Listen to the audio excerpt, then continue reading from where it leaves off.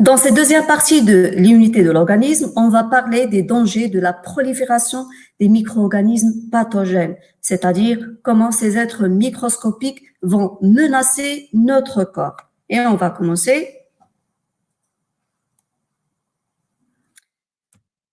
Voilà.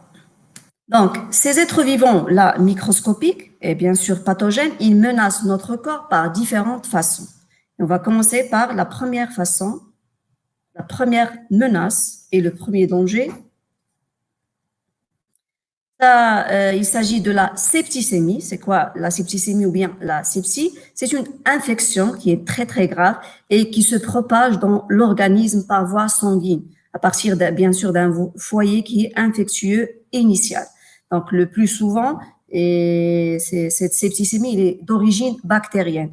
Et là, on va choisir un exemple de la multiplication de la salmonelle, cette bactérie-là qui va causer la fièvre de diphtérie.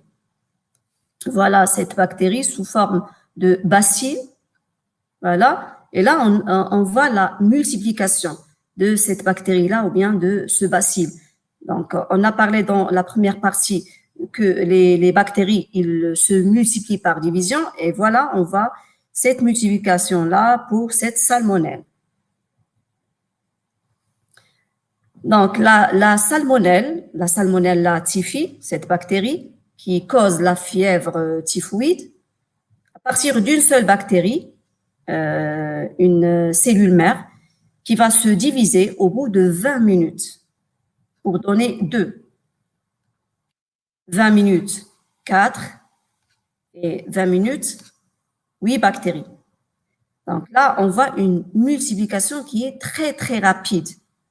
Ces bactéries-là, ils vont trouver les conditions favorables, ils vont se multiplier rapidement par division. Donc, comment ces bactéries-là, ils vont envahir l'organisme et ils vont provoquer par la suite une septicémie et lorsqu'ils vont trouver les conditions favorables. Par exemple, là, on a cultivé des bactéries dans un milieu nutritif qui renferme bien sûr des substances nutritives et une température idéale pour leur multiplication. On voit une multiplication rapide. Voilà, au bout de 5 heures, à peu près 100 millions de bactéries dans ce milieu nutritif. Au bout de 10 heures, à peu près au-delà de 1800 millions de bactéries. Et là, on voit cette multiplication qui est très, très rapide. Mais au bout d'un certain moment, on voit que ces bactéries-là, ils n'arrivent plus à se multiplier. Pourquoi? Parce que ce milieu-là, c'est un milieu qui est non renouvelable. C'est-à-dire, on n'a pas renouvelé ce milieu nutritif. Et par la suite, quelques bactéries qui vont mourir, alors les autres, ils vont persister. Pourquoi? Parce que ces bactéries-là, ils vont entrer dans un état de vie ralenti. C'est comme une sorte de hibernation. D'accord? Et ils peuvent persister. Donc, ces bactéries-là, comment ils peuvent envahir notre corps? Bien sûr, notre corps, il renferme les conditions favorables, la température, les substances nutritives. Et par la suite, ils vont se multiplier rapidement par division. Une fois les conditions sont défavorables, ces bactéries-là, elles ne vont pas mourir, ils vont persister. Au contraire, ils vont se transformer et ils vont subir un état de vie ralenti. Une fois les conditions sont favorables, par exemple, le milieu se renouvelle, ils vont se multiplier rapidement par division. Et comme on a vu l'exemple de la salmonelle qui se multiplie chaque 20 minutes pour donner deux autres bactéries à partir d'une seule bactérie. Maintenant, on va parler d'un autre danger qui menace bien sûr notre corps. Et là, c'est la toxémie. D'autres bactéries, ils peuvent rester, par exemple, dans la profondeur d'une plaie et par la suite, ils vont sécréter des substances toxiques. Et ces substances-là, ils vont se diffuser dans l'organisme, bien sûr, à travers le sang et par la suite, ils vont causer une toxémie. Pour mieux comprendre ça, On va parler du tétanos et la toxémie qui est causée par le bacille tétanique, cette bactérie responsable de cette maladie qui est très, très dangereuse. Et il s'agit d'une bactérie qui résiste très, très longtemps en vie ralentie. Voilà un E qui manque là, un E, vie ralentie dans le sol, loin de dioxygène, car c'est une bactérie qui est anaérobique, c'est-à-dire il n'a pas besoin de dioxygène pour vivre. Le bacille peut contaminer les gens, bien sûr, grâce au matériel à usage agricole, par exemple, et par la suite, cette bactérie s'infiltre dans le muscle, loin du sang et loin de l'air, car on a dit que c'est une bactérie anaérobique. Donc, pour mieux comprendre comment ce bacille-là et cette bactérie-là, il va causer cette toxémie, on va expliquer ces expériences. Donc là, on a choisi 3 groupes de souris. Le premier groupe, on a injecté 1 cm3 du bacille tétanique. Là, on a une apparition des symptômes du tétanos, puis la mort des souris. Les symptômes sont des perturbations du système nerveux et des problèmes au niveau de la contraction musculaire et par la suite la mort de l'individu. Et là, on a la mort de ces souris-là.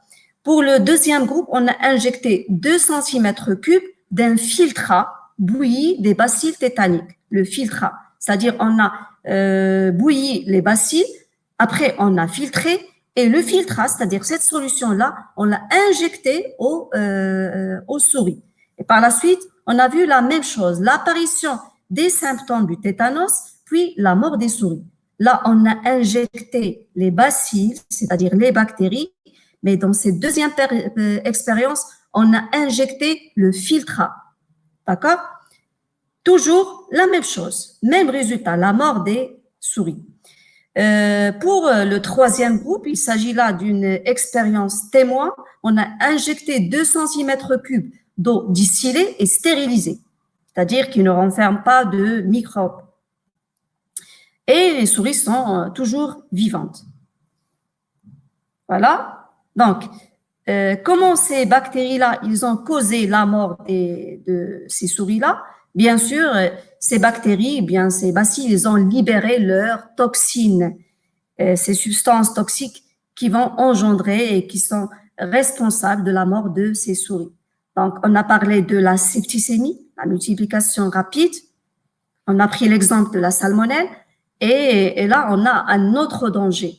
Il y a des bactéries qui vont rester sur place et ils peuvent causer la mort. Comment? Ils vont libérer leurs toxines. Et ces toxines-là, il va se diffuser à travers, par le sang, à travers notre corps. Donc, le bacille, on récapitule, le bacille tétanique ou bien le Clostridium tétani, il sécrète une toxine. Et cette toxine-là qui est la cause des perturbations du système nerveux et le déclenchement des contractions involontaires de tout muscle et par la suite, il va causer la mort de l'individu. Maintenant, on va parler d'un autre danger. Le troisième danger, c'est les bactéries qui possèdent des capsules. Et on va expliquer c'est quoi cette capsule-là. Donc, toujours pour mieux comprendre, on va prendre ces 2 expériences. La première expérience, on va injecter des bactéries avec capsule. Il s'agit là de diplocoque. Résultat, l'apparition des symptômes de la maladie et la mort des souris. La deuxième expérience, on va injecter des diplocoques, ces bactéries-là, mais sans capsule. Les souris, ils restent saines, toujours vivantes. Donc, d'après vous, qui a causé la mort des souris? Bien sûr, là, la différence entre les 2 bactéries, c'est cette capsule-là. C'est une sorte de membrane, d'une couche supplémentaire qui a causé la mort de ces souris. Et là, on va faire la comparaison entre, voilà, une observation microscopique des bactéries encapsulées, c'est-à-dire avec leur capsule, avec cette membrane, cette couche supplémentaire, et là, des bactéries de la même espèce, qui causent la pneumonie, mais ce sont des espèces mutantes sans capsule. Voilà le streptocoque qui cause la pneumonie, cette maladie qui touche les poumons. Et voilà ces bactéries-là avec capsule. Voilà la capsule et cette capsule qui est la cause de la mort de l'individu ou bien, comme on a vu tout à l'heure, la mort des souris. On récapitule. Donc, la capsule, c'est une couche ou bien une membrane supplémentaire, comme par exemple les pneumocoques qui infectent les poumons. Et ils sont résistantes aux moyens de défense de l'organisme, c'est-à-dire les moyens de défense de notre corps, ils n'arrivent pas à franchir cette capsule-là, cette membrane supplémentaire. Alors que les autres bactéries ou bien les autres streptocoques ou bien, pardon, diplocoques sans capsule, ils sont inoffensifs pour l'être humain. Voilà. Maintenant, on va parler du quatrième danger, le danger des virus et leur pouvoir pathogène. Donc, un virus, il ne peut se multiplier qu'à l'intérieur d'une cellule appelée la cellule hôte. C'est la cellule qui va parasiter. Après que le virus, il va injecter bien sûr son matériel génétique, il va se répliquer, il va se multiplier par réplication. C'est comme une sorte de photocopie. Donc, pour produire bien sûr de nouveaux virus, et il va les produire par dizaines. Et là, on va parler de la réplication virale. On va expliquer par ce schéma-là, donc le virus qui va choisir une cellule hôte qui a les mêmes récepteurs membranaires qui lui ressemblent en quelque sorte avec la forme du virus. Et là, une fois il va se fixer sur la cellule hôte, il va injecter le matériel génétique. Et ce matériel génétique qui va répliquer le noyau de la cellule. Par la suite, il va y avoir la libération de nouveaux virus par dizaines. Et bien sûr, avant d'envahir d'autres cellules, ils vont détruire ces cellules hôtes. Et voilà pour cette séance et à la prochaine.